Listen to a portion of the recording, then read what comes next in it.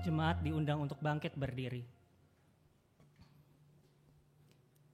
Kita dengarkan panggilan ibadah yang diambil dari Mazmur nomor 70 ayat 4. Biarlah bergirang dan bersukacita karena Engkau semua orang yang mencari Engkau. Biarlah mereka yang mencintai keselamatan daripadamu selalu berkata, Allah itu besar. Selamat pagi Bapak Ibu. Pagi hari ini kita sungguh mengucap syukur anugerah Tuhan berlimpah dalam hidup kita. Bagaimana kita tidak memuji Tuhan? Karena oleh kebesaran Tuhan, oleh perbuatan ajaibnya, kita boleh ada bersama-sama dengan keluarga kita di tempat masing-masing, di hadapan Tuhan, bersekutu dan beribadah. Kita bersyukur kita punya Allah yang besar. Dia adalah Tuhan yang sangat mengasihi kita. Dan Dia adalah Tuhan yang tiada duanya. Kita nyanyikan lagu ini.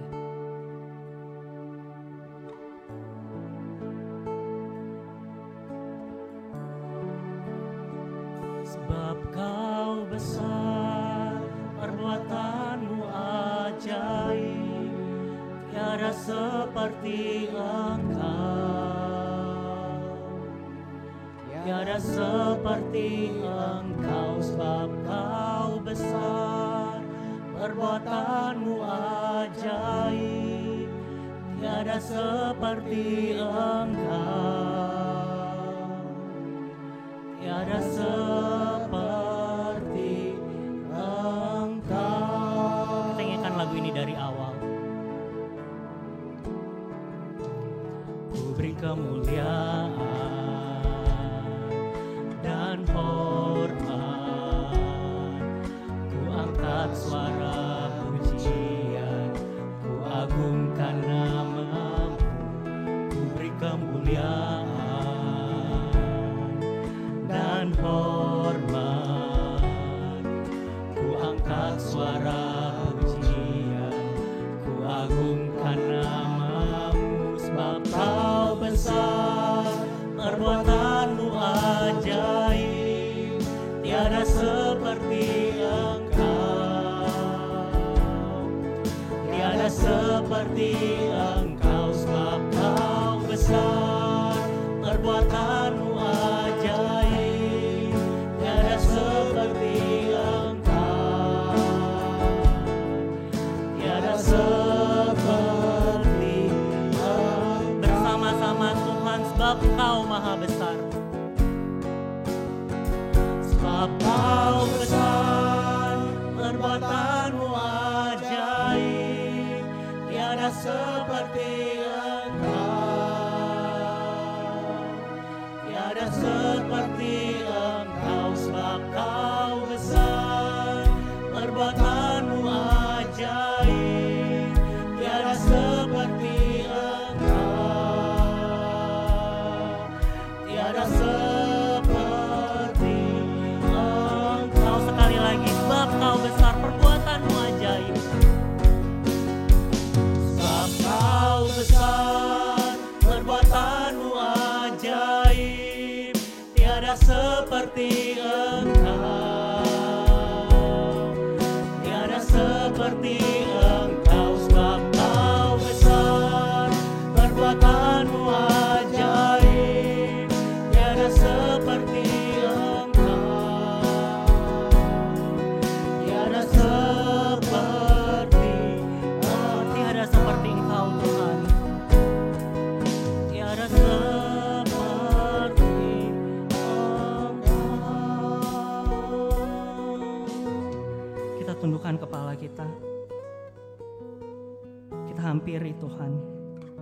Kita bersatu di dalam doa. Tuhan, kami datang dengan hati yang tertuju padamu. Kami percaya Tuhan hadir di tengah-tengah kami, di dalam setiap keluarga, di dalam setiap rumah. Kami juga percaya Tuhan, Engkau hadir di dalam segala ketidakpastian pandemi ini. Engkau hadir dalam setiap suka dan duka kami. Oleh karena itu, kami bersyukur untuk tangan Tuhan yang selalu pelihara kami. biarlah pada pagi ini, jikalau kami juga boleh Engkau layakkan untuk datang beribadah. Tuhan yang lihat kami muji Tuhan. Tuhan yang lihat kesungguhan kami untuk belajar firman Tuhan. Supaya kami boleh senantiasa mengenal Engkau lebih dalam lagi. Berkati Tuhan ibadah ini. Biarlah Roh Kudus bekerja dalam setiap pribadi yang haus, yang rindu, yang berserah kepada Tuhan. Dan terlebih itu kami juga berdoa, biar ibadah ini hanya untuk memuliakan nama Tuhan seorang. Terima kasih Tuhan. Hanya di dalam nama Tuhan Yesus kami mengucap syukur, kami berdoa. Amin. Jemaat dipersilakan untuk duduk kembali. Ya Tuhan, dengarkanlah doaku. Berilah telinga kepada permohonanku. Jawablah aku dalam kesetiaan-Mu, demi keadilan-Mu. Janganlah berperkara dengan hamba-Mu ini, sebab di antara yang hidup, tidak seorang pun yang benar di hadapan-Mu. Sesungguhnya, tidak ada satu hal pun yang dapat kita sembunyikan dari Tuhan. Mari Bapak Ibu, pagi hari ini kita buka hati kita. Kita evaluasi hati kita. Apakah kita sudah sungguh-sungguh mengenal Tuhan? Kita akui setiap pelanggaran kita. Kita akui setiap hal yang membuat kita tidak peka terhadap penyertaan Tuhan. Karena hanya Dia yang sudah dan menyelamatkan kita. Karena hanya Dia yang senantiasa bersama-sama dengan kita. Karena hanya Dia yang sejauh doa. Kita naikkan lagu ini bersama-sama.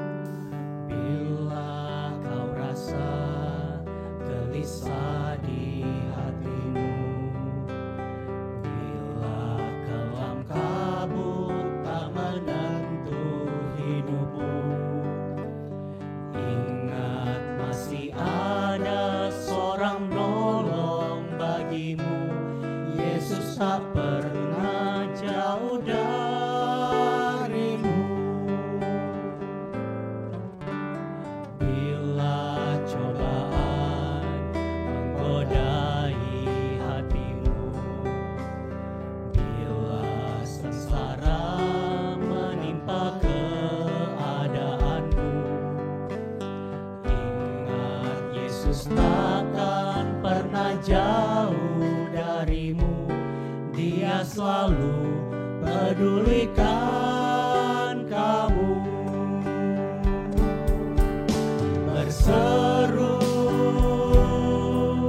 memanggil namanya, berdoa Dia akan segera menghampiri dirimu, percaya Dia tak jauh darimu. Hanya sejauh doa. Bila cobaan menggodai hatimu, kita ingat Tuhan. Bila cobaan menggodai hatimu, bila sengsara menimpa keadaanmu, ingat Yesus takkan pernah jauh darimu.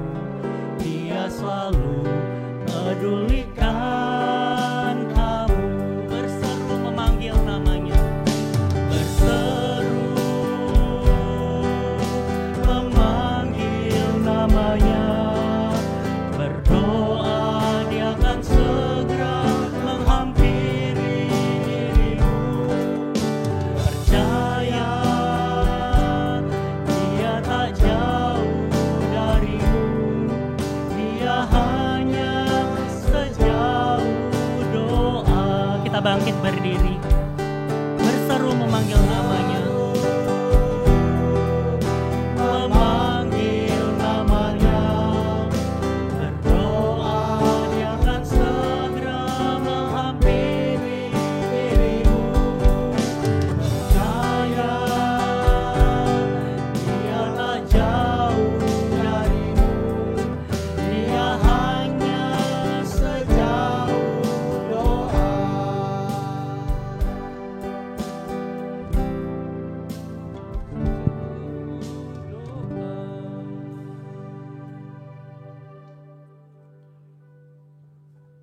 Saudara sekalian yang dikasihi Tuhan, mari kita merenung sejenak. Mengevaluasi kehidupan kita. Apakah hidup yang merupakan anugerah dari Tuhan sudah kita jalani dengan benar? Sudah kita jalani dengan bertanggung jawab? Ataukah kita ataupun Tuhan yang Maha Tahu menemukan kita masih jauh dari yang seharusnya?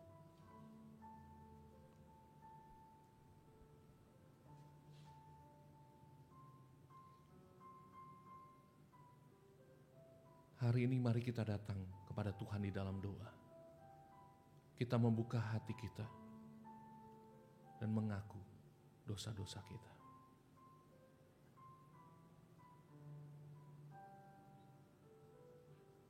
Tuhan, begitu banyak waktu yang Tuhan berikan di dalam hidup kami. Begitu banyak kesempatan yang Tuhan nyatakan kepada kami. Dan begitu banyak juga kami seringkali menyia-nyiakannya. Tuhan, hari ini ketika kami datang, biar kami gunakan kembali setiap waktu, setiap kesempatan untuk sungguh-sungguh kami menghidupi iman Kristen kami dengan benar. Karena kami menyadari bahwa kami lemah, kami mudah sekali jatuh, kami mudah sekali dibawa oleh dunia untuk hidup menyerupai dunia ini. Dan kami banyak melakukan kesalahan dan dosa di hadapan Tuhan, baik itu kepada Tuhan maupun kepada sesama kami. Hari ini kami mengakuinya, kami memohon ampun kepada Tuhan. Dan kiranya dengan kemurahan-Mu, dengan kasih-Mu, dan anugerah-Mu, kami boleh dibangkitkan kembali. Kami boleh diampuni untuk kami menjalani kehidupan kami kembali seperti yang Tuhan inginkan.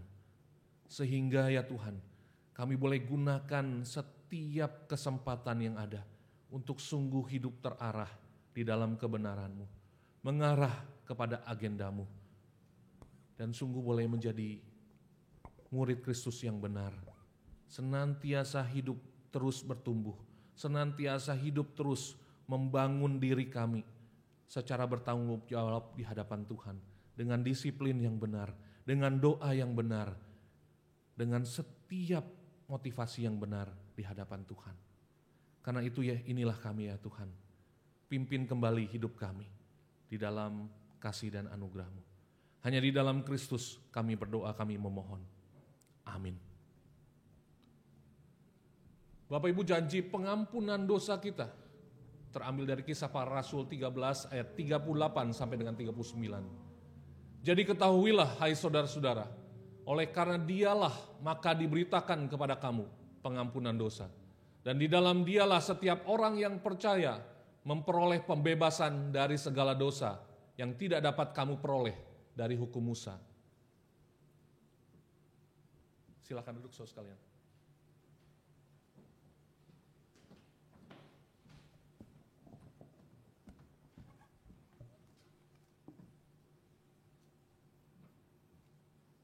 Sungguh kita mengucap syukur untuk pengampunan yang Tuhan berikan kepada kita. Oleh sebab itu Bapak Ibu, kemanakah kita dapat berpaling ketika Tuhan ada, terus-menerus memberikan kita harapan dan iman yang selalu diperbaharui. Mari itu dengan penuh sukacita, dengan penuh keyakinan, kita mau katakan, aku amat senang dan bahagia, aku punya tangan Tuhan. Tuhan amat besar, Dia damai. Kita mau sandar pada lengan yang kekal.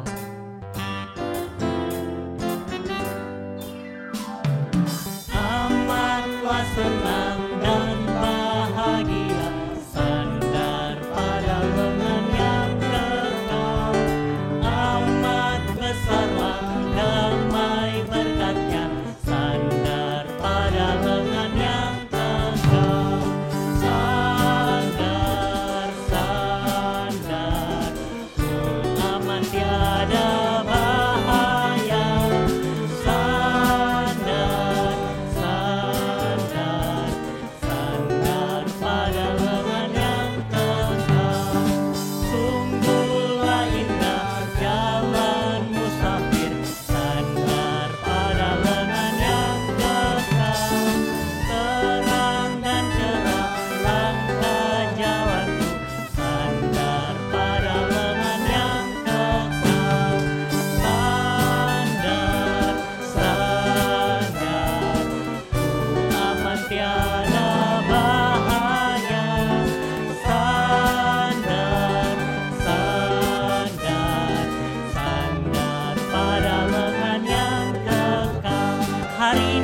tidak ada lagi kecemasan, tidak ada lagi ketakutan.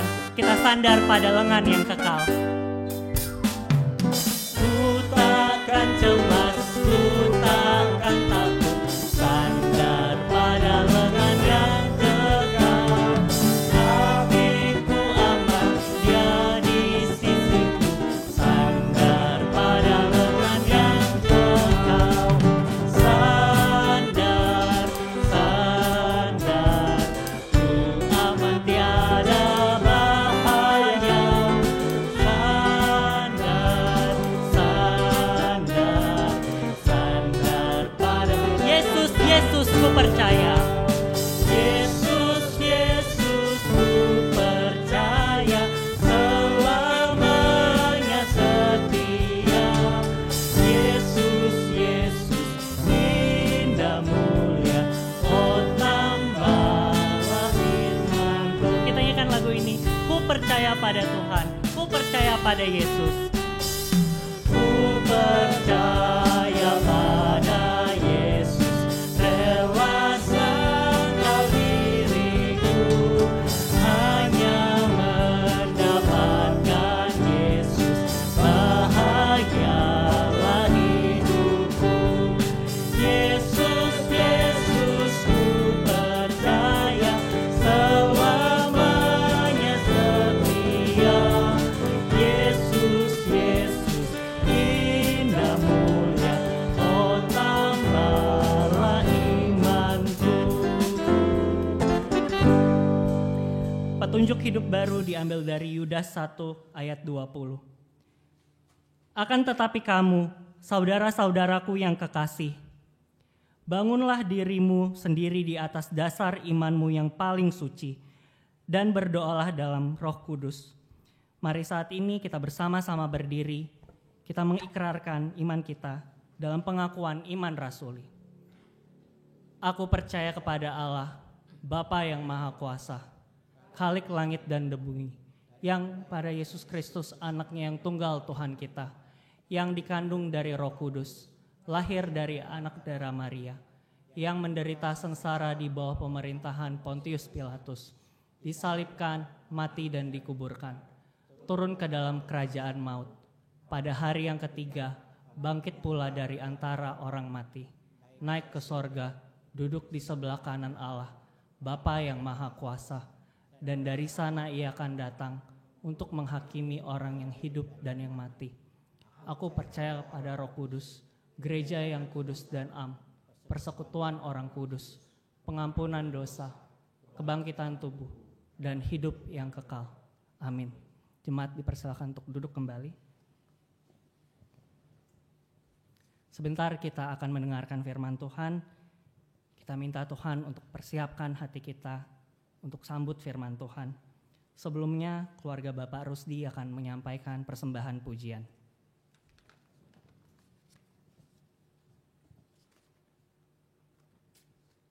Selamat pagi Bapak Ibu sekalian.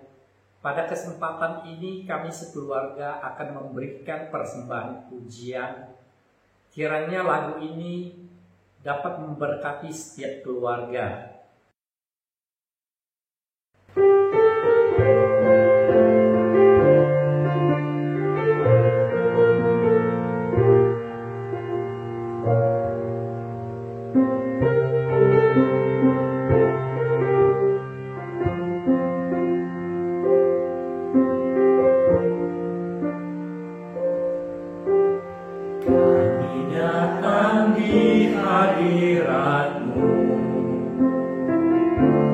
Dalam satu kasih dengan bersehari, berjanji setia sampai akhir, mengasihimu Yesus, bersama keluargaku melayani Tuhan, bersatu samanya mengasihi Engkau. Tiada yang dapat melebihi kasih-Mu ya Tuhan.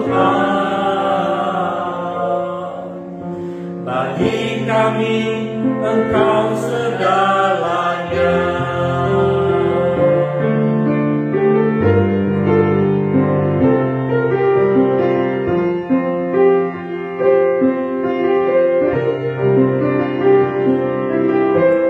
Kami datang di hadirat-Mu dalam satu kasih dengan bersehati, berjanji setia sampai akhir. Mengasihi-Mu, Yesus, bersama keluargaku melayani Tuhan, bersatu selamanya mengasihi Engkau. Tiada yang dapat melebihi kasih-Mu ya Tuhan. Bagi kami Engkau segalanya.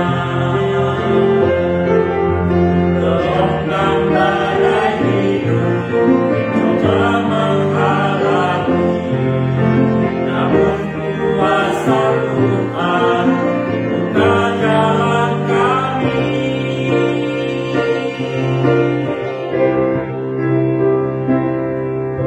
Bersama keluargaku melayani Tuhan, bersatu selamanya mengasihi Engkau. Tiada yang dapat melebihi kasih-Mu ya Tuhan. Bagi kami Engkau segalanya. Bagi kami Engkau segalanya.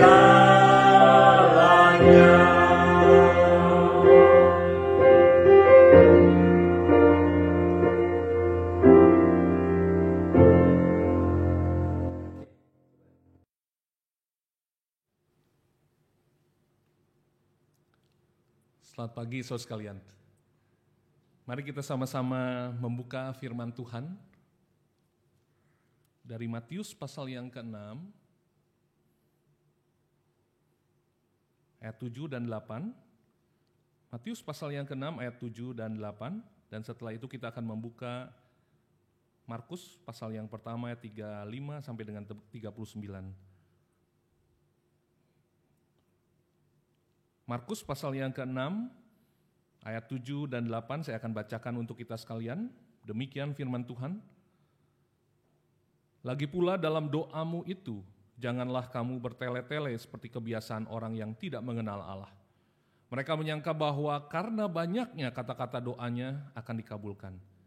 Jadi janganlah kamu seperti mereka, karena Bapamu mengetahui apa yang kamu perlukan sebelum kamu minta kepadanya. Markus pasal yang pertama ayat 35 sampai dengan 39. Pagi-pagi benar, waktu hari masih gelap, ia bangun dan pergi keluar. Ia pergi ke tempat yang sunyi dan berdoa di sana. Tetapi Simon dan kawan-kawannya menyusul dia. Waktu menemukan dia, mereka berkata, "Semua orang mencari engkau." Jawabnya, "Marilah kita pergi ke tempat lain, ke kota-kota yang berdekatan, supaya di sana juga aku memberitakan Injil, karena untuk itu aku telah datang." Lalu pergilah ia ke seluruh Galilea dan memberitakan Injil dalam rumah-rumah ibadat mereka dan mengusir setan-setan. Bapak Ibu, mari kita berdoa.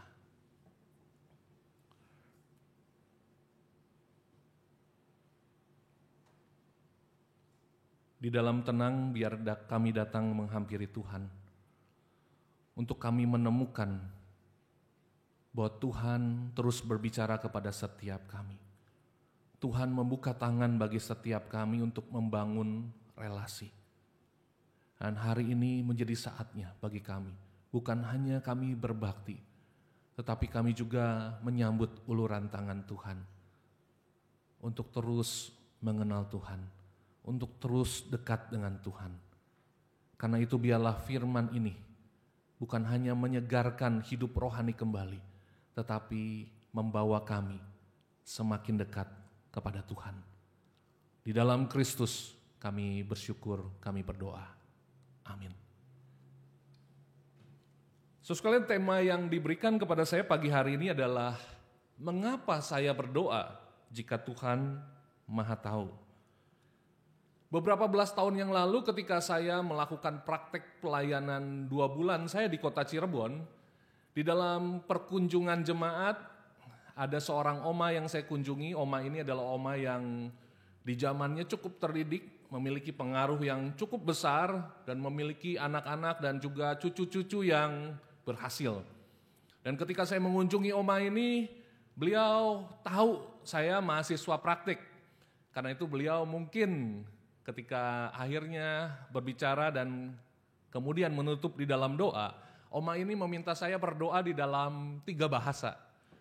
Ayo tunjukkan, mahasiswa teologi harus bisa katanya.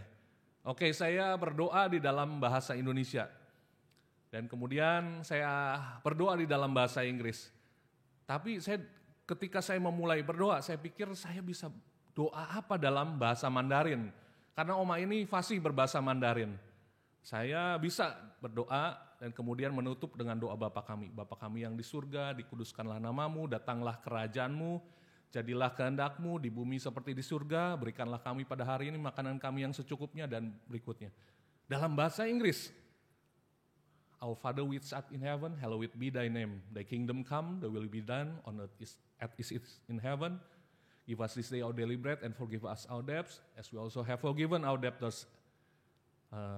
And lead us not into temptation, but deliver us from evil. For thine is the kingdom and the power and the glory forever. Ingatan waktu SD. Untung masih ingat ya.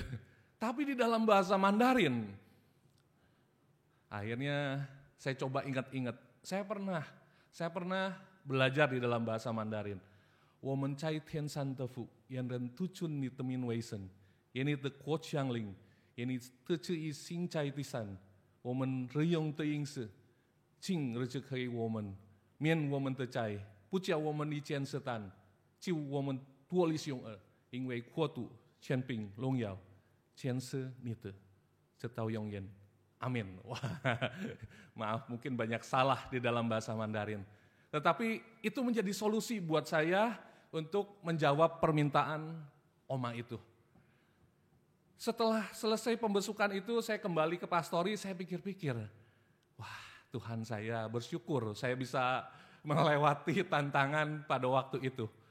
Dan saya pikir-pikir lagi, kenapa saya bisa hafal sedemikian? Apakah saya sudah berdoa dengan benar karena saya hafal? Ataukah ketika saya berdoa hanya kemudian mengucapkannya secara otomatis, karena itu menjadi sebuah hafalan dan ya saya melakukan itu seperti sebuah hafalan dan kemudian ya mengalir begitu saja. Karena itu hafalan-hafalan dari sejak saya kecil gitu, karena saya sekolah di sekolah Kristen, SMP masuk SMP Kristen dan kemudian masuk sekolah Katolik. Tetapi saya bersyukur gitu ketika saya sempat belajar Mandarin masih nempel gitu doa Bapa kami. So sekalian, evaluasi itu akhirnya membawa saya berpikir bahwa kehidupan doa saya belum seperti yang sesungguhnya. Apalagi ketika saya membaca apa yang dinyatakan oleh Tuhan Yesus di dalam khotbahnya di bukit. Di dalam teks yang tadi kita baca bersama-sama. So sekalian, di sana dikatakan Tuhan Yesus, lagi pula dalam doamu itu janganlah kamu bertele-tele. Seperti kebiasaan yang orang yang tidak mengenal Allah. Apakah saya bertele-tele seperti orang-orang itu? Apakah saya berdoa itu karena ada hal yang lain yang mendorongnya? Saya coba membanding-bandingkan di dalam 3 bagian besar. Apakah ketika saya berdoa itu menjadi sebuah keharusan? Memang di dalam kelas kadang kita ditunjuk oleh guru agama. Kadang ditunjuk oleh wali kelas kita atau ditunjuk oleh guru yang lain, sehingga wah saya harus mempersiapkan diri, ini keharusan saya berdoa. Atau karena kebiasaan. Ada doa yang sampai hari ini saya masih ingat terus. Bahkan saya mungkin wariskan juga ke anak-anak saya, yaitu doa makan. Doa makan itu mengalir dengan begitu luar biasa. Karena mungkin kebiasaan. Atau karena ketakutan. Kalau saya misalnya nggak berdoa, Tuhan nggak akan jaga saya. Tuhan nggak akan menyertai saya. Tuhan nggak akan memberkati saya. Ada banyak alasan mengapa orang berdoa. Saya melihat banyak orang ketika memberikan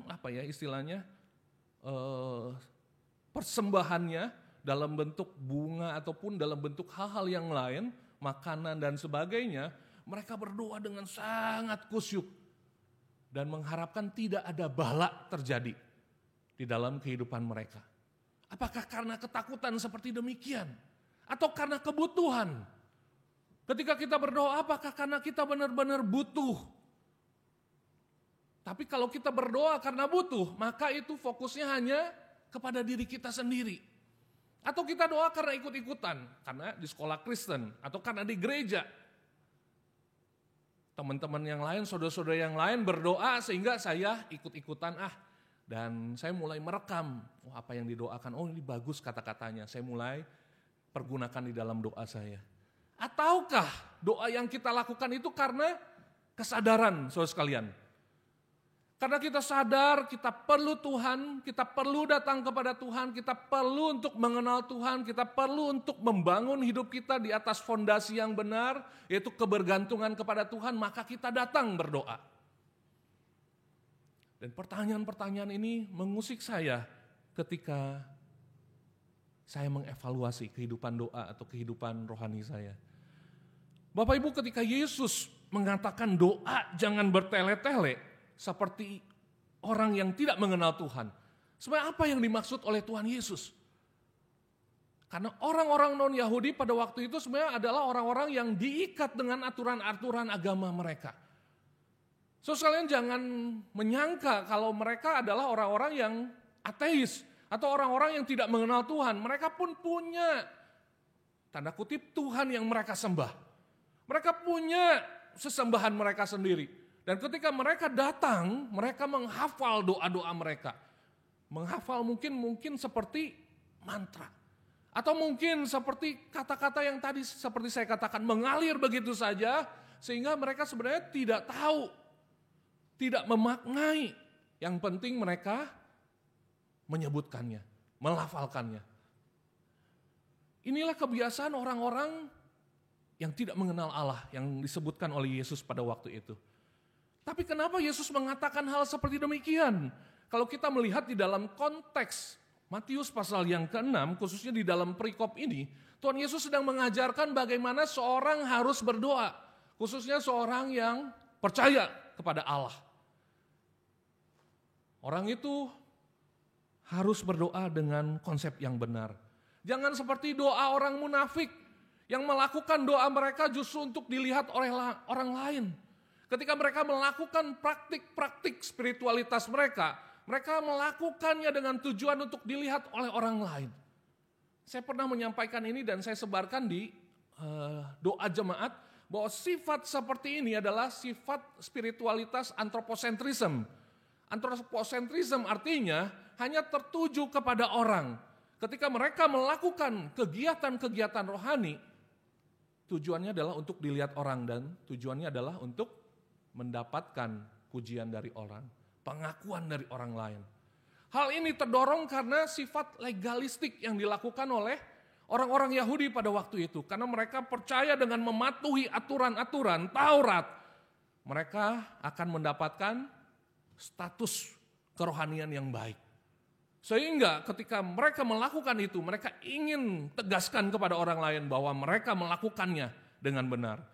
Mereka berdoa di tikungan-tikungan jalan, mereka berjumbai panjang-panjang, mereka memakai segala macam aksesoris agama mereka, seakan menunjukkan bahwa mereka adalah orang yang suci. Tetapi Tuhan mengkritik mereka, jangan seperti orang munafik.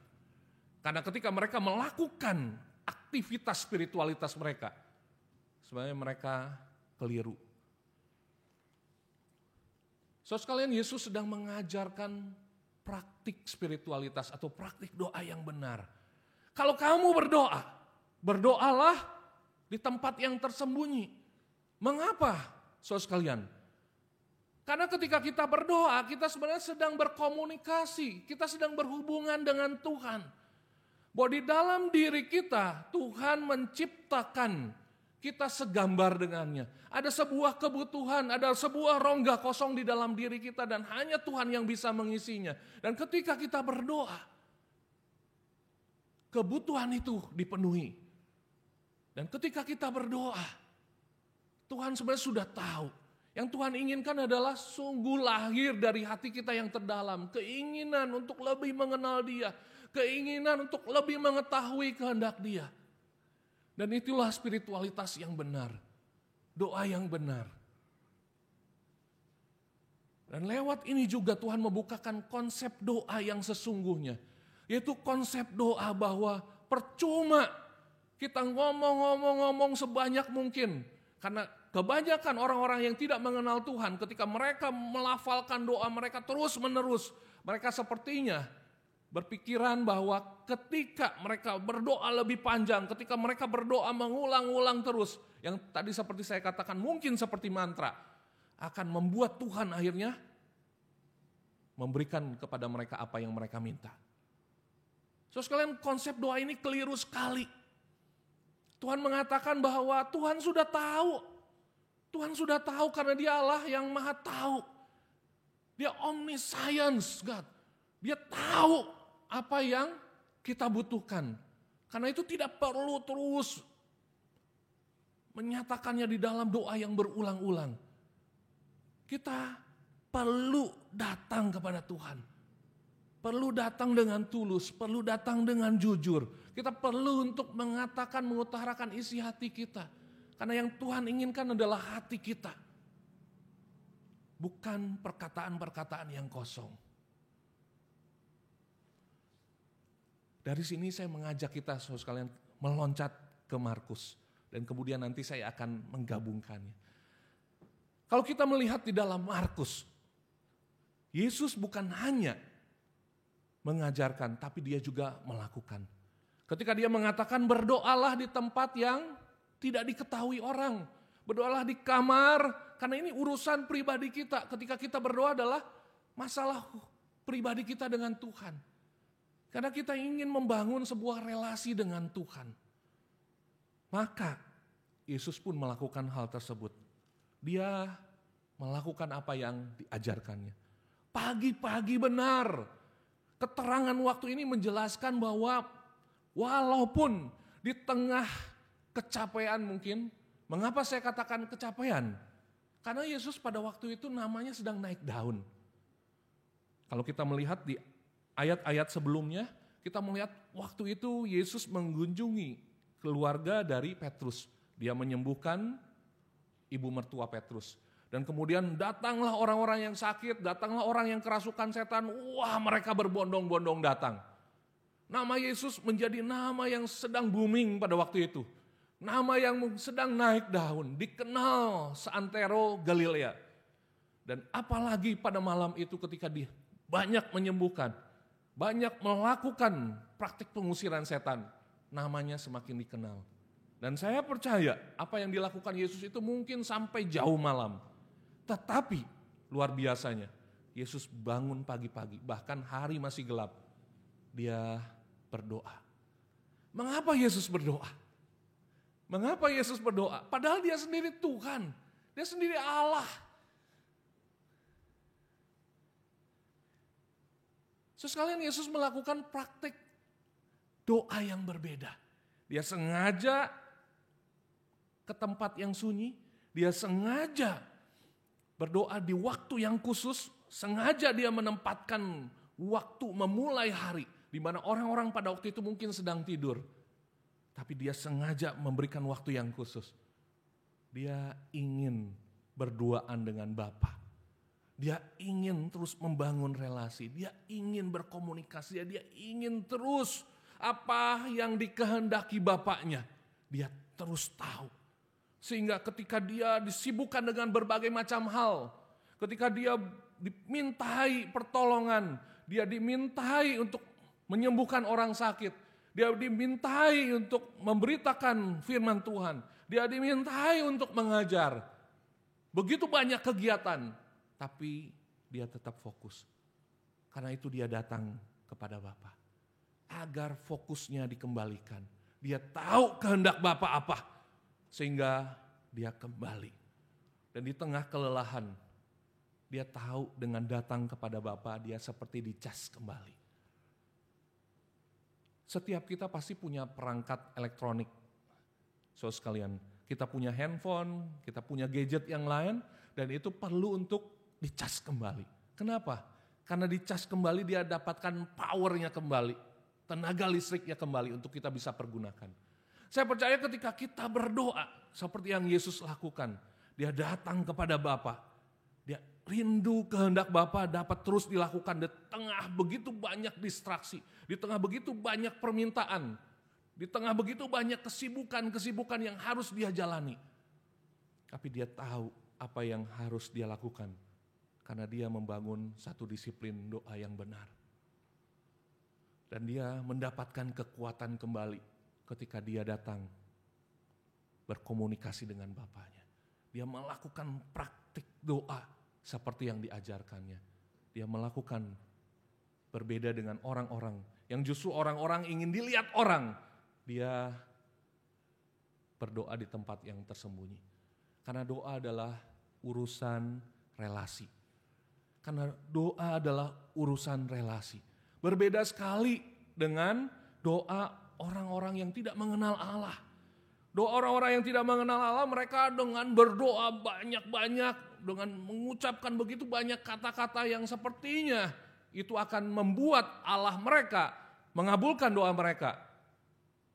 Akhirnya kesannya adalah transaksional. Berbeda. Doa yang benar yang diajarkan Yesus adalah doa membangun relasi yang sifatnya relasional.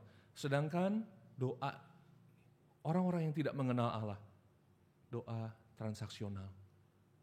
Meminta agar Allah mereka melakukan, menuruti kemauan mereka. Tetapi Yesus bersifat relasional. Dia lebih mencari apa kehendak Tuhan. Dia menyerahkan dirinya ikut, bukan menarik, tetapi dia ikut apa kehendak daripada Bapa. Ini berbeda sekali. Ketika kita berdoa, apakah kita lebih ikut atau kita menarik? Ini mungkin bisa menjadi evaluasi doa kita.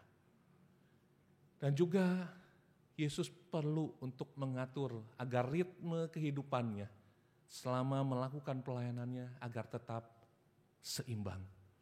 Agar tetap seimbang.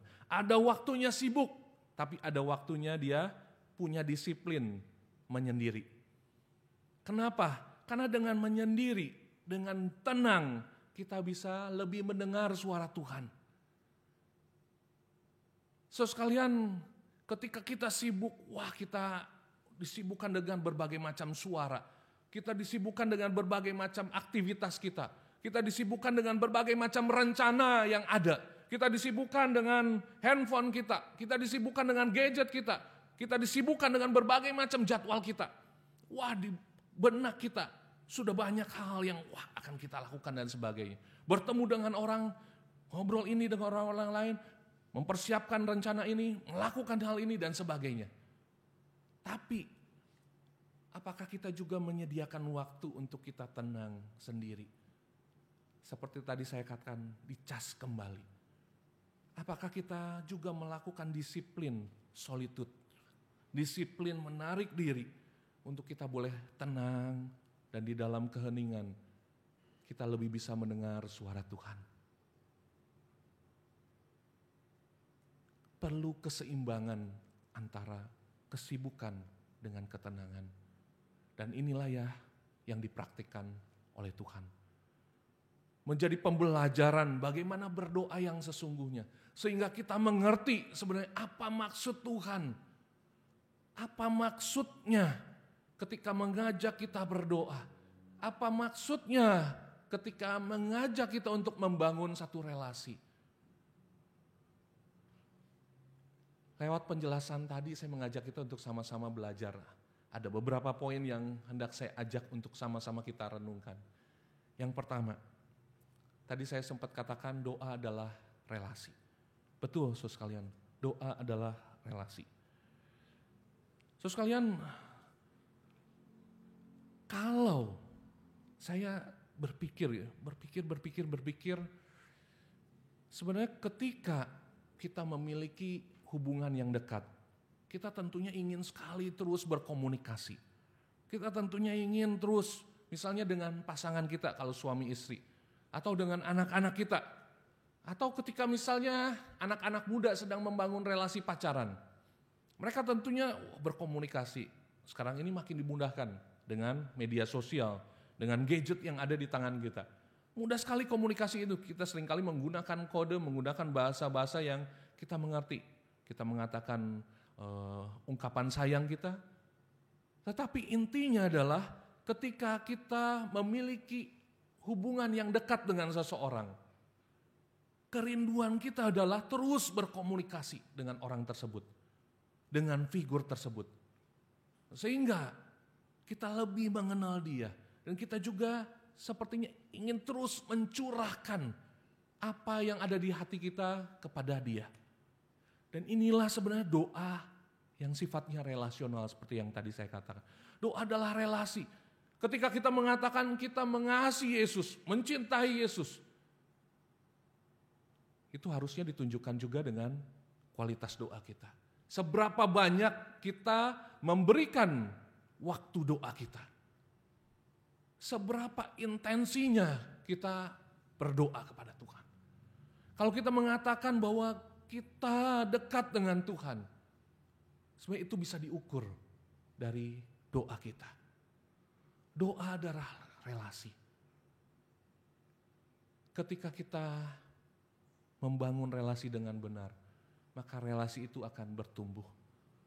Relasi itu akan membuat kita semakin memahami satu dengan yang lain. Dan itu akan membawa kita ke poin yang kedua. Doa juga harusnya seimbang. Kenapa seimbang? Karena di dalam doa, saudara sekalian, ada adoration. Ketika kita berdoa, kita mengagungkan Tuhan. Kita mengagungkan Tuhan, Bapa kami yang di surga, dikuduskanlah namamu, datanglah kerajaan. Kita membesarkan nama Tuhan, seperti doa pembukaan tadi. Kita mengatakan bahwa dia adalah Allah yang besar, Allah yang juga hadir di dalam hidup kita, dekat di dalam setiap pengalaman. Doa selain adoration dan juga ada doa pengakuan dosa. Kita mengaku dosa-dosa kita mengaku bahwa di dalam perjalanan hidup kita memiliki banyak sekali kekurangan. Dan juga doa adalah pengucapan syukur. Kita bersyukur untuk segala macam yang Tuhan izinkan terjadi di dalam hidup kita. Untuk setiap berkat-Nya, untuk setiap hal yang Tuhan nyatakan di dalam hidup kita. Doa menyatakan kepada kita bahwa kita harusnya seimbang. Satu lagi baru kita meminta. Setelah kita adore, kita memberikan ucapan syukur, dan kita mengaku dosa kita, disitulah kita boleh mengajukan permohonan-permohonan kita. Jangan melulu hanya permintaan kita. Karena Tuhan tahu apa kebutuhan kita. Tuhan tahu sebenarnya apa yang sedang kita hadapi. Tuhan tahu apa yang ada di dalam hati kita. Dan kita boleh meminta. Dikatakan di dalam Matius 7 ayat 7, ketuklah, mintalah. Maka semuanya akan diberikan kepadamu, pintu akan dibukakan. Tuhan menyatakan hal itu. Dan memang kita bisa meminta kepada Tuhan. Dan Dia tahu apa yang kita butuhkan. Mungkin kita diminta untuk menunggu, kita diminta untuk sabar, atau ada juga yang langsung dinyatakan kepada kita. Doa harus seimbang. Seperti mobil pun harus seimbang. Kehidupan kita harus seimbang. Beberapa waktu lalu saya ke bengkel gitu ya. Saya ke bengkel karena mobil sudah telat. Mobil sudah telat di servis gitu ya. Saya akhirnya karena PSBB mobil telat di servis, akhirnya kemudian saya ke bengkel. Saya perhatikan layanan bengkel itu macam-macam. Ada tune up, ada ganti oli, ada spuring, dan ada balancing gitu ya. Ketika mobilnya sudah tidak balance, tidak seimbang, ya harus di balancing. Demikian juga doa kita harusnya balance. Antara kita adore, antara kita mengucap syukur, antara kita mengaku, dan juga ketika kita meminta. Jangan cuma meminta. Karena kesannya Tuhan tidak tahu apa yang kita butuhkan. Yang ketiga, doa adalah usaha mencari dan memahami kehendak Tuhan, serta memohon kekuatan untuk menggenapkannya. So sekalian, saya menyatakan hal ini, seluruh hidup orang percaya harus merupakan perwujudan kehendak Allah. Doa adalah usaha mencari dan memahami kehendak Tuhan, serta memohon kekuatan untuk menggenapkannya. Ini agak panjang, kenapa? Karena ketika kita berdoa, kita berusaha untuk memahami, kita berusaha untuk tahu, Tuhan, apa kehendak-Mu? Apa yang Tuhan inginkan di dalam hidup kami? Ketika kami mengalami berbagai macam hal ini, ketika hidup kami tiba-tiba sangat dibatasi dengan berbagai macam hal, di tengah pandemi, sebenarnya Tuhan ingin apa di dalam hidup kami? Berusaha untuk mencari, berusaha untuk mengetahui dan memahami apa kehendak Tuhan.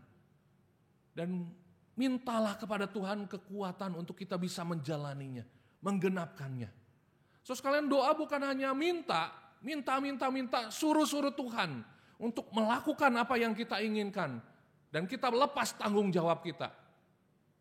Ada sebuah istilah di dalam bahasa Latin, ora et labora. Berdoa dan bekerja. Artinya ketika kita meminta kepada Tuhan, Tuhan nyatakan kehendaknya kepada kita. Bukan hanya kita minta Tuhan genapkanlah, Tuhan ubahkanlah hati hamba Tuhan ini. Tuhan ubahkanlah hati pengurus ini. Tuhan ubahkanlah saudara-saudara seiman saya seperti ini. Tapi dia lupa meminta Tuhan ubahkan hidupnya. Karena dia juga harusnya ikut melakukan kehendak Tuhan. Atau di dalam keluarga, Tuhan tolong ubah suami saya agar suami saya seperti ini. Ubah istri saya agar seperti ini. Tapi dia lupa, dia juga harusnya berpartisipasi. Ikut ambil bagian untuk menggenapkan apa rencana Tuhan di dalam keluarga, yaitu bertumbuh. Dia harusnya ikut di dalam kehendak Tuhan itu. Dia juga berubah harusnya. Atau Tuhan tolong bangsa dan negara saya sedang mengalami masalah-masalah sulit. Tuhan tolong dong agar masalah ini bisa segera teratasi. Tetapi kita sendiri tidak ikut ambil bagian. Misalnya ketika pandemi ini, misalnya harus disiplin bermasker, harus mengikuti protokol kesehatan dan sebagainya. Atau melihat ada sesuatu di sekitar kita, Tuhan, aduh, saya ingin sekali rumah saya bersih, tetapi kita nggak ikut membersihkannya. Atau saya melihat, aduh Tuhan, di gereja sepertinya nggak seperti yang saya harapkan. Ayo kita sama-sama, ayo kita menggenapkan bersama-sama di dalam bagian kita masing-masing. Doa adalah mencari apa kehendak Tuhan. Dan saya percaya ketika kita menemukannya, memahaminya, mari kita sama-sama untuk ambil bagian di dalam hal tersebut.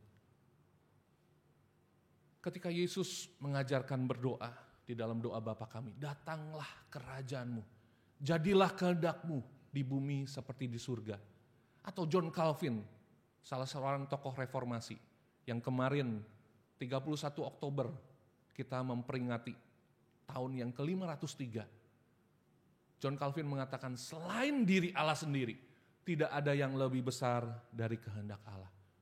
Jadi ketika Yesus Kristus mengajarkan di dalam doanya, bahkan tokoh reformator, atau mungkin Martin Luther, atau mungkin John Wesley, tokoh-tokoh yang luar biasa berdoa, ketika mereka melihat segala sesuatu sepertinya, oh kok seperti ini Tuhan. Tapi mereka datang berdoa kepada Tuhan. Karena Tuhan yang Maha Tahu. Dan berdoa agar mereka boleh menangkap, mengetahui apa kehendak Tuhan. Dan mereka boleh ikut ambil bagian di dalam kehendak Tuhan itu. Untuk menggenapkannya di dalam gereja, di dalam hidup mereka pribadi atau di dalam lingkup yang lebih luas. Agar kehendak Tuhan terjadi di bumi seperti di surga. Tuhan tahu dan Tuhan sudah menetapkannya. Yang perlu kita tahu adalah kita sungguh terus berusaha mencari kehendak Tuhan, memahaminya dan melakukannya. Mari kita berdoa.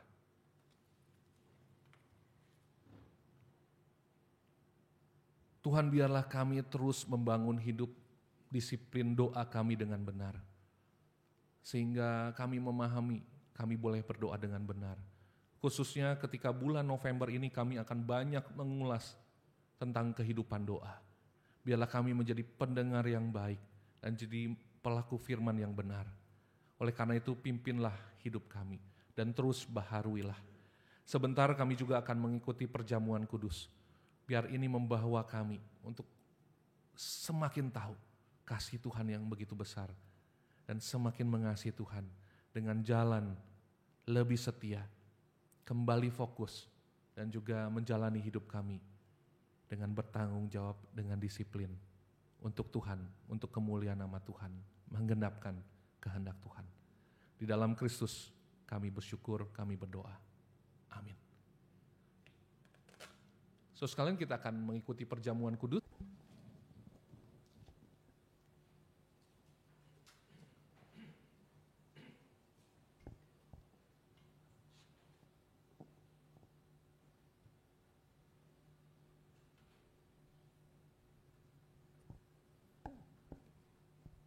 Tiba saatnya bagi kita untuk bersama-sama memberikan yang terbaik buat Tuhan melalui persembahan.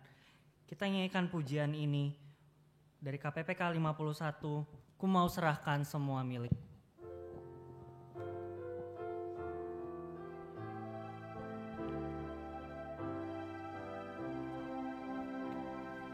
Ku mau serahkan semua milikku, sungguh ku rela kepadamu.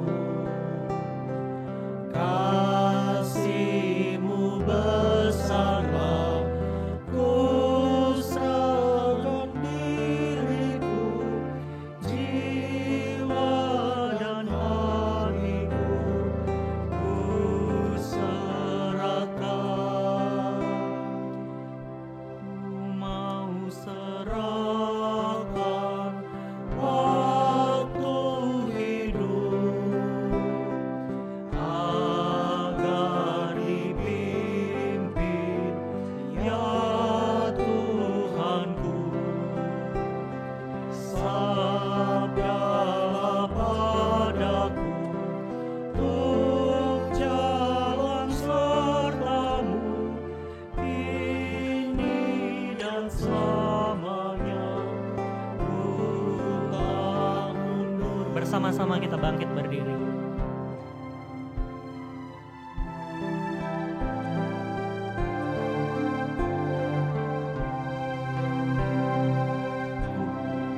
Mau serahkan semua hartaku, semuanya ini oh terimalah. Kau telah menebusku, ku mau memuji-Mu, ku serahkan milikku semuanya.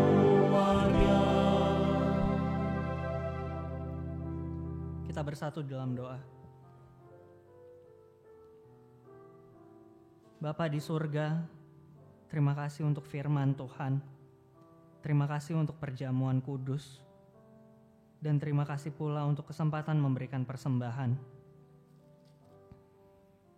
Kami berdoa, biarlah persembahan ini bukan hanya rutinitas yang kami lakukan setiap minggu, melainkan sebagai kesempatan dan wujud syukur kami untuk setiap anugerah Tuhan yang amat besar dalam hidup kami. Kami ingin belajar juga Tuhan, bukan hanya materi yang kami berikan, melainkan seluruh aspek hidup kami. Kami serahkan ke dalam tangan kasih Tuhan. Biarlah Tuhan yang pakai, Tuhan yang bentuk kami sebagai alat Tuhan untuk kembali memuliakan nama Tuhan. Ajar kami untuk selalu bersandar dan berfokus pada Tuhan dalam setiap hal yang kami lakukan. Kami serahkan persembahan ini dan tangan-tangan yang mengelolanya.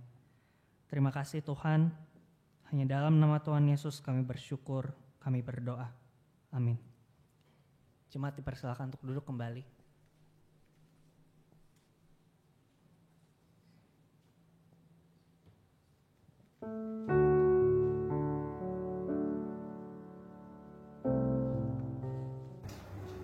Shalom jemaat yang terkasih di dalam Tuhan. Perkenalkan, nama saya Junevia Pereskova.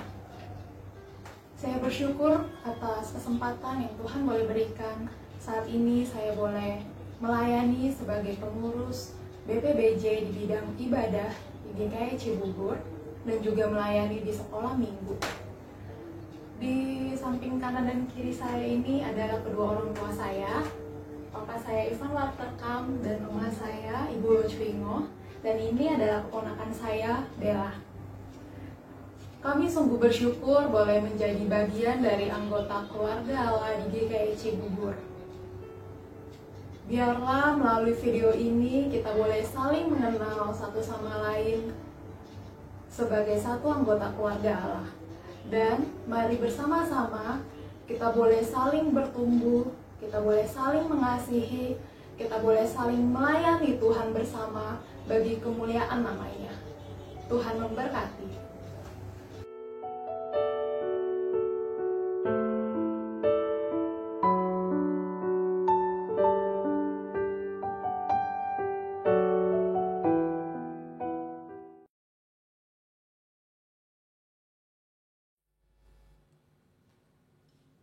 Puji Tuhan, saudara sekalian, kita boleh terus saling mengenal satu dengan yang lain. Dan gereja memang mengadakan proyek VIP ini, Video Introduction Project, untuk membantu kita saling mengenal, sehingga terbangunlah satu persekutuan yang indah. Dan sebagai keluarga di dalam Tuhan, alangkah lebih indahnya ketika kita boleh saling mengenal, saling memperhatikan, dan saling mendoakan, dan melakukan saling-saling yang positif lainnya. Saya juga mengucapkan terima kasih, begitu banyak hal yang tentunya harus dilalui ketika mempersiapkan video ini. Terima kasih untuk keluarga-keluarga yang sudah mempersiapkan video, ada rekan-rekan juga yang membantu mengedit. Tentunya ini bukan pekerjaan yang mudah, tetapi dengan kerjasama, dengan sikap saling membantu, semua boleh terlaksana. Saya mengucapkan terima kasih untuk rekan-rekan yang ambil bagian di dalam pelayanan setiap waktu, setiap minggu. Tuhan kiranya terus dipermuliakan lewat pelayanan kita. Berterima kasih juga untuk Pendeta Paulus Chandra dan semua yang hadir di tempat ini memimpin perjamuan kudus kita pada pagi hari ini di dalam ibadah ini. Ada beberapa warta yang hendak saya sampaikan berkaitan dengan kegiatan dan juga program-program dari sinode. Yang pertama tentunya yang berkaitan erat dengan kondisi sekarang ini, yaitu Sinode Gereja Kristus Yesus mempersiapkan satu hotline khusus yang bertajuk GKY Peduli COVID-19. Ada nomor hotline di sana. Bapak Ibu dan saudara sekalian bisa hubungi nomor di sana, baik melalui WA ataupun melalui telepon. Di sana Bapak Ibu yang sedang bergumul dengan masalah ini, atau ada keluarga atau family atau relasi yang sedang bergumul, silakan untuk menghubungi untuk mendapatkan arahan-arahan baik secara medis maupun perlu pendampingan secara spiritual. Ada rohaniwan dan juga tentunya Klinik Hidup Baru juga menyediakan layanan PCR swab dengan harga yang terjangkau sesuai dengan apa yang ditetapkan oleh pemerintah. Bapak Ibu silakan untuk menghubungi atau menelpon nomor yang sudah tertera di layar Bapak Ibu saudara sekalian. Berikutnya, Sekolah Minggu akan mengadakan ibadah dan perayaan hari ulang tahun yang ke-14. Karena itu mari kita sama-sama mendorong anak-anak kita, cucu-cucu kita untuk mengikutinya secara daring atau di dalam jaringan yang akan mengangkat tema Yesus Cinta Anak-anak. Akan dibawakan oleh Guru Injil Laura dan waktunya adalah Minggu 22 November jam 8 pagi. Ada lomba-lomba yang disiapkan oleh lause-lause. Ada lomba mewarnai, ada lomba menyanyi, ada lomba hafal ayat, ada lomba storytelling sesuai dengan kategori umur. Silakan untuk mendapatkan informasi lebih lanjut, Bapak Ibu, Oma Opa silakan menghubungi Guru Injil Marta atau Lause Yanti di nomor yang ada. Sekalian persekutuan Kaleb setiap Jumat diadakan jam 10. Karena itu Jumat ini Guru Injil Marta akan menyampaikan tema mengenai Sakeus. Seri dari kitab Lukas ini sangat menarik. Silakan mempersiapkan waktunya.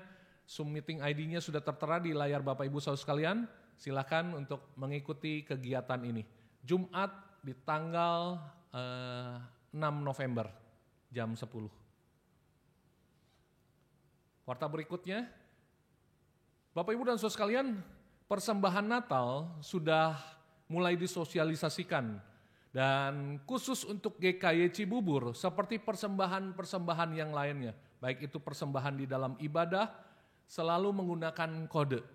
Nah, untuk persembahan Natal di tahun 2020 atau tahun ini adalah dengan nomor yang sama atas nama Gereja Kristus Yesus dan harap mencantumkan beritanya, yaitu Natal CBR.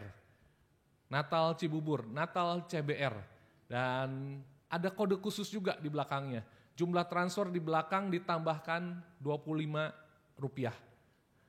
Contohnya adalah kalau Bapak Ibu kirim 100.000, Bapak Ibu kirimkan 100025. Demikian juga angka lainnya. Jadi ada kode di belakangnya adalah plus 25. Demikian juga di persembahan-persembahan yang lain. Selain kita menggunakan QR Code, Bapak Ibu bisa transfer juga. Silakan transfer dengan kode KUCBB. Dan itu akan ditujukan untuk mendukung pelayanan di gereja kita, GKY Cibubur. Demikian saudara sekalian, warta kita minggu ini. Jadwal penata layanan di minggu depan, tanggal 8 November adalah Pak Haryono akan menjadi liturgis, pemusik adalah Saudara Kelvin dan tim, dan singers Ibu Cynthia dan Ibu Lipin, persembahan pujian dari keluarga Bapak Haryono, dan video introduksi dari keluarga Bapak Rudi. Tuhan memberkati kita sekalian, dan saya undang kita semua bangkit berdiri dengan percaya dan menyerahkan hidup kita kepada Tuhan. Maka kita yakin Dia akan bertindak. Maka dengan iman seperti ini kita membawa doa kita. Bapak Ibu, mari kita berdoa untuk perayaan Natal tahun ini. Nah, tahun ini tentunya akan sangat berbeda. Tidak seperti Natal-Natal sebelumnya, tapi tidak mengurangi makna Natal itu. Mari kita doakan agar rekan-rekan panitia yang mempersiapkan selalu dijaga dan diberkati Tuhan, diberikan hikmat untuk boleh bersama di dalam satu kerjasama yang baik, mempersembahkan, memberikan yang terbaik untuk sebuah ibadah Natal, untuk kita bisa sama-sama mengikutinya. Kita doakan juga untuk keadaan negara kita. Kita doakan agar kondisi ekonomi boleh bangkit. Kondisi ekonomi di tengah pandemi ini cukup terpuruk, cukup terpukul. Mari kita sama-sama doakan agar bangsa ini boleh bangkit. Mari sama-sama kita berdoa. Bapa di dalam surga, kami berdoa khususnya untuk Natal tahun ini. Rekan-rekan panitia Natal sudah mempersiapkan jauh-jauh hari, sudah merencanakan begitu banyak, dan kami boleh melihat satu hal yang baik, ada kerjasama yang indah.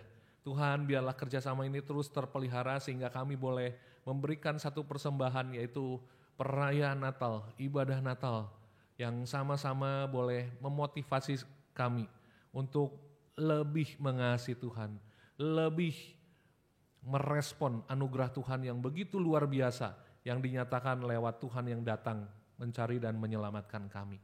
Karena itu kami menyerahkan ya Tuhan, meskipun suasana Natal tahun ini berbeda dari tahun-tahun sebelumnya, tetapi biarlah itu tidak mengurangi pemaknaan kami, tidak mengurangi antusiasme kami. dan membawa kami untuk semakin setia merespon anugerah Tuhan ketika Tuhan menyatakan kasih dengan datang mencari kami manusia berdosa. Demikian juga ya Tuhan, kami berdoa secara khusus untuk bangsa dan negara kami. Di tengah kondisi pandemi ada bidang ekonomi yang sangat terpukul. Oleh karena itu ya Tuhan, kami berdoa agar bangsa kami boleh bangkit kembali. Bukan hanya bangkit di bidang-bidang yang berhubungan dengan kesehatan, tetapi juga di bidang ekonomi ini. Agar kami boleh kembali seperti sedia kala. Karena itu kami datang kepada Tuhan. Biarlah kehendak Tuhan yang terjadi di tengah-tengah kami. Kerinduan Tuhan yang boleh digenapkan di tengah bangsa dan negara kami. Inilah doa permohonan kami ya Tuhan. Dan hanya di dalam Kristus kami naikkan doa kami ini. Amin. Sebab seperti tubuh tanpa roh adalah mati, demikian jugalah iman tanpa perbuatan. Sebab seperti tubuh tanpa roh adalah mati, demikian jugalah iman tanpa perbuatan adalah mati. Doksologi. Puji Allah Bapa Putra, puji Allah Roh Kudus, ketiganya yang esa. Pohon selamat sumber berkah.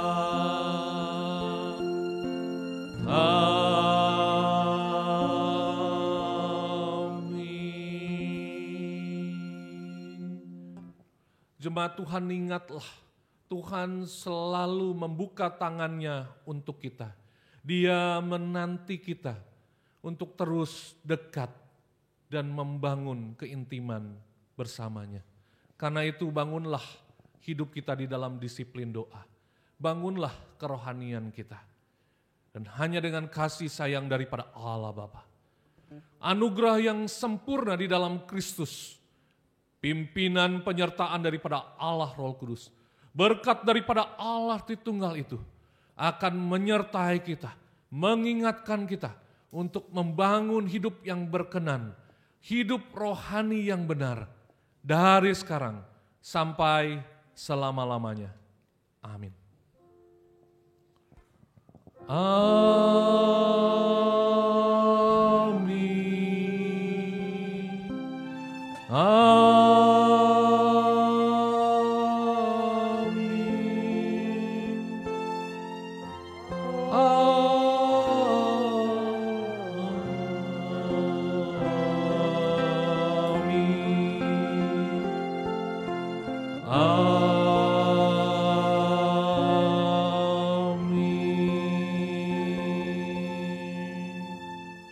Silakan duduk saudara sekalian, ibadah kita selesai. Silakan mengambil waktu tenang sejenak. Tuhan Yesus memberkati kita sekalian.